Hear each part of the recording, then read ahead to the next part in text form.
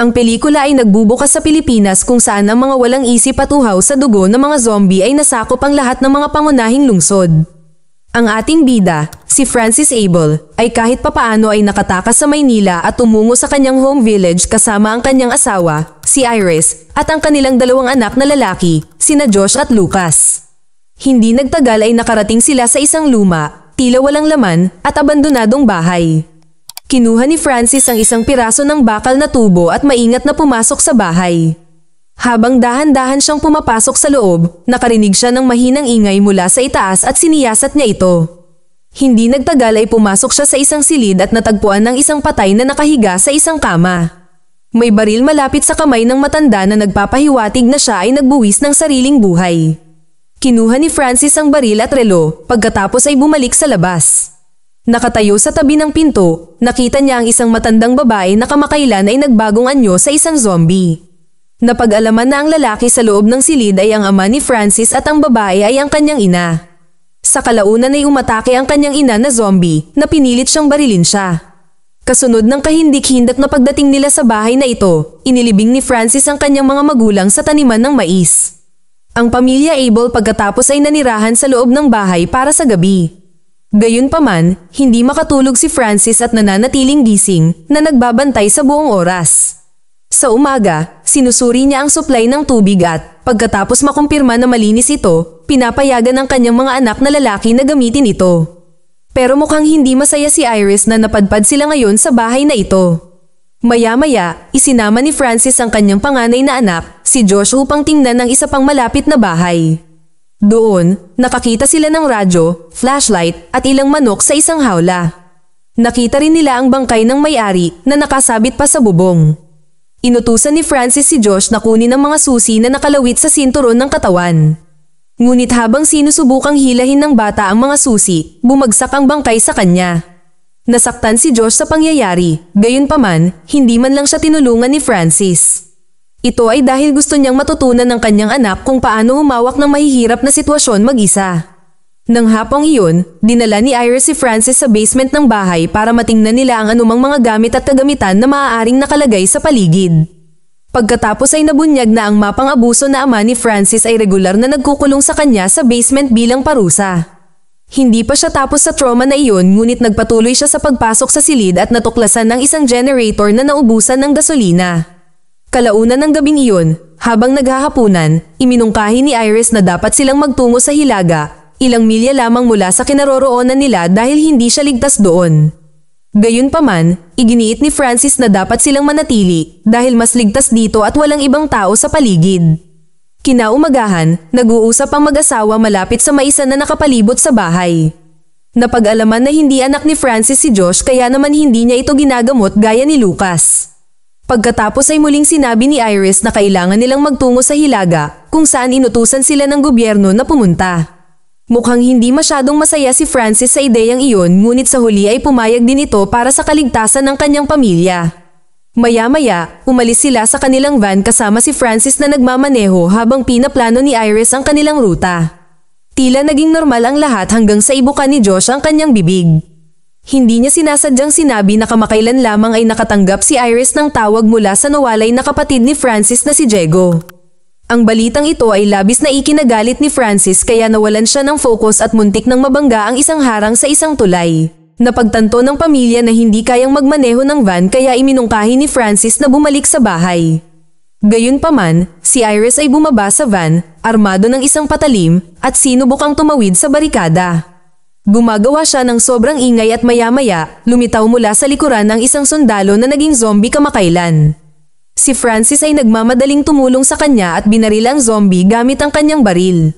Ngunit habang tinutulungan siyang tumayo, mas maraming zombie ang lumitaw sa likod ng kanilang van at ang kanilang mga anak ay nakulong sa loob. Lumilitaw na ang mga bata ay malapit ng matugunan ng kanilang kapahamakan ngunit ang mga magulang ay mabilis na kumilos. Matapang na binaril ni Francis ang mga zombie at hinihila sila papalayo sa van. Nagawa ni Iris na iligtas ang kanilang mga anak habang ang kanyang asawa ay kumukuha ng granada mula sa namatay na sundalo at sinubukang iwasan ang mga zombie. Tumawid siya sa tuktok ng mga kotse at mabilis na nakalayo mula sa mga humahabol na zombie. Matapos magtago sa isang ligtas na lugar sa likod ng isang kotse, inihagis niya ang granada, tinapos ang lahat ng mga zombie. Pagkatapos ay muling nakipagkita si Francis sa kanyang pamilya at naglakad sila pabalik sa bahay. Pagkalipas ng 2 linggo, bumalik si Francis sa tulay para kunin ang van at napagtanto niyang maayos pa rin ang sasakyan. Ihahatid na niya ito sa bahay nang biglang magbago ang isip niya. Dahil sa mga kadahilanan, ayaw niyang umalis ang pamilya niya sa ancestral house niya. Nang maglaon, dumating siya na may dalang gasolina at nagsinungaling kay Iris na nasira ang van. Pagkatapos ay inilagay niya ang gasolina sa generator at ginulat ang kanyang pamilya ng mga ilaw, air conditioning, at ilang musika. Kinaumagahan, pumunta si Francis sa kanilang kulungan ng manok para kumuha ng mga itlog para sa almusal. Ngunit nadiskubre niya ang isang aso sa loob na hindi lamang nakapatay ng kanilang manok kundi kinagat din siya sa kamay.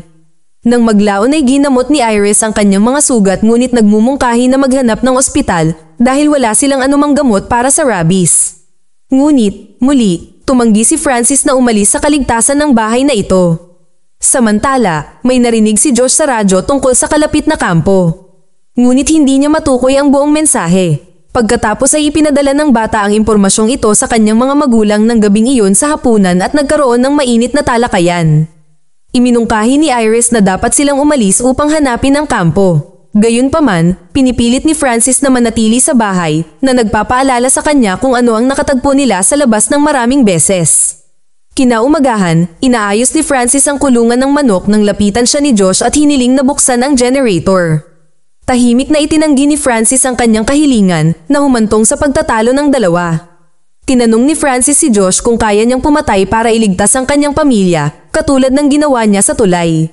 Nang matapang na sumagot ang bata na kaya niya, dinala siya ni Francis sa malapit na field para turuan siyang gumamit ng baril. Gayunpaman, narinig ni Iris ang mga putok ng baril at lumapit sa field at nakita niya si Francis na pinahihirapan si Josh sa parehong paraan na pinahirapan siya ng kanyang ama noong bata pa siya. Haharapin na sana niya ang asawa nang biglang may dumating na ilang zombie sa lugar marahil dahil sa malakas na putok ng baril. Ang pamilya pagkatapos ay nagmamadaling umuwi kasama ang mga zombie na sinusundan sila sa likuran. Hinarangan nila ang mga pinto at tumakbo sa itaas, ngunit ang grupo ng mga zombie ay namamahala upang makarating sa kanilang lugar. Kung paano ang lahat ay tila ang katapusan para sa pamilya Abel, isang jeep ang dumating sa labas ng bahay at inaakit ang mga zombie palayo. Sa umaga, tumungo si Francis sa isang malapit na ilog at natuklasan na ang taong nagligtas sa kanila ay ang kanyang kapatid na si Diego. Mula sa kanilang pag-uusap, mabigat na ipinahihiwatig na si Josh ay anak ni Diego. Pinag-usapan ng magkapatid ang kanilang mga nakaraan kung saan humingi ng paumanhin si Diego sa lahat at ipinahayag na siya ay dumating upang tulungan sila. Gayunpaman, si Francis ay puno ng ego at tinanggihan ng lahat ng tulong. Bumunot pa siya ng baril at itinutok kay Diego. Hindi na gusto ng huli ang paghaharap sa kanyang kapatid at naghahanda ng umalis. Ngunit bago siya magmaneho, iniwan niya kay Francis ang mapa sa hilagang kampo. Pagkaalis ni Diego, kinuha ni Francis ang mapa at naghanda para sunugin ito, ngunit nagbago ang isip niya sa huling segundo. Hindi nagtagal ay bumalik siya sa bahay at nagsinungaling na si Diego ay patay na nang makarating siya doon. Pagkatapos ay sinimulan ni Francis ang pag-aayos ng bahay at pag-akyat sa mga bintana nito. Maya-maya, habang naglalaro si Lucas, hinabol niya ang isang langaw na kalaunan ay humahantong sa kanya sa basement. Pagkatapos ay nakita niya ang isang zombie na nagtatago sa likod ng bintana, sa labas ng bahay.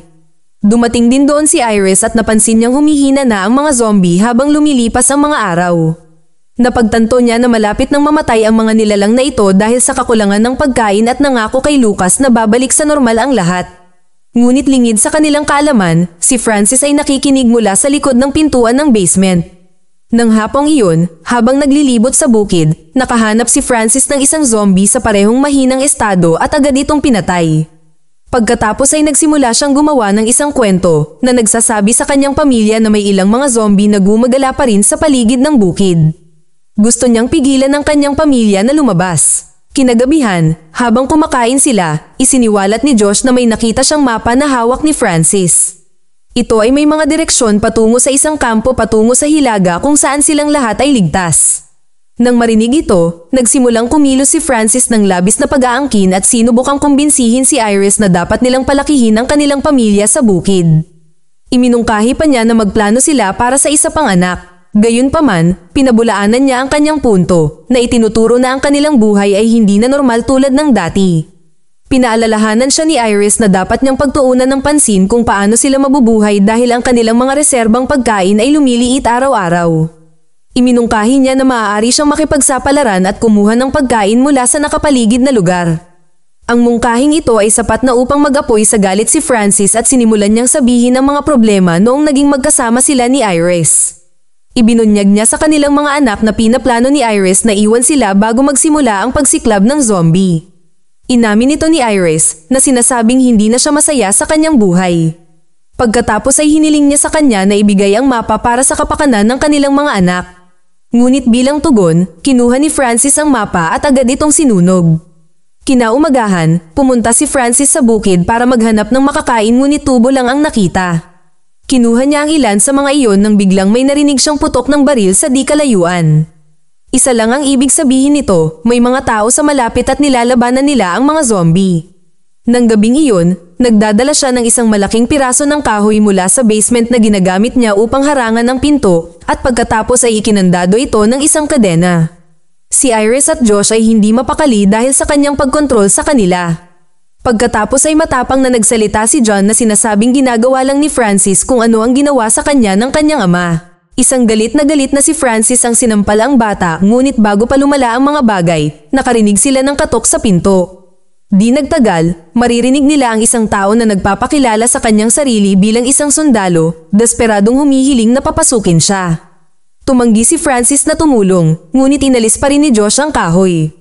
Isang sugatang sundalo na nagngangalang Corcuera ang natisod sa loob at humingi ng tulong medikal. Si Iris, bilang isang nurse, ay agad na tumulong kay Corcuera at nagtanong tungkol sa kanyang mga pinsala. Ibinunyag ng sundalo na siya ay mula sa kalapit na kampo. Pauwi na ang kanyang convoy mula sa isang supply run nang salakayin sila ng isang grupo ng mga zombie. Namatay ang lahat sa kanyang grupo, naiwan siyang nag-iisang nakaligtas na nakatakas. Muntik na siyang makorner ng mga zombie, pero tinulungan siya ng isang lalaki at itinuro siya patungo sa bahay. Hinala ni Iris na ang misteryosong katulong na ito ay si Diego. Sa kalaunan, pumayag si Francis na tulungan si Corcuera ngunit iginiit na kailangan niyang magpalipas ng gabi sa basement. Makalipas ang ilang oras, habang tulog na ang lahat, sinabi ni Josh kay Iris na aalis siya para hanapin si Diego o ang kampo. Inamin din niya na alam niya ang tungkol sa kanyang tunay na magulang ngunit itinuturing niyang tunay na ama si Francis.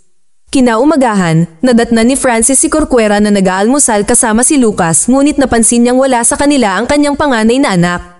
Tinanong niya si Iris tungkol dito, ngunit hindi ito tumugon. Ang galit na si Francis ay nagmamadaling hanapin si Josh ngunit nakita niyang nakabukas ang pinto ng kanyang kwarto. Napagtanto na ang bata ay nakawala sa kanyang pagkakahawak, si Francis ay nagsimulang kumulo ang dugo dahil sa galit. Kinuha niya ang kanyang martilyo, bumalik sa kusina, at hinampas si Corcuera sa ulo. Ang iba naman ay natakot habang ang utak ng sundalo ay tumalsik sa buong hapagkainan. Lumapit si Francis kay Iris at pinatulog siya sa pamamagitan ng isang marahas na suntok. Pagkagising niya, mabilis niyang nalaman na ikinulong siya ni Francis pati na rin si Lucas sa basement. Samantala, unti-unting nawawalan ng katinoan si Francis at nagsimulang gumawa ng mga masasamang plano. Pinatay niya ang aso na kumain ng kanyang manok, niluto ang karne nito, at pagkatapos ay nagtungo sa basement na nakasuot ng unipormeng militar na suot ni Corcuera. Nang tumanggi ang kanyang pamilya na kainin ang karne, galit na binasag ni Francis ang plato sa sahig. Pagkatapos ay isiniwalat niya na noong bata pa siya, pinaparusahan siya ng kanyang ama kapag hindi niya naubos ang kanyang pagkain. Maya-maya, nagplano si Iris at ang kanyang nakababatang anak na tumakas mula sa pinabayaang bahay na ito. Sa sumunod na eksena, biglang nagising si Francis mula sa kanyang pagkakaidlip sa mga sigaw ni Lucas. Mabilis siyang pumunta sa basement ngunit pagpasok pa lang niya ay hinampas siya ni Iris ng isang kasangkapan.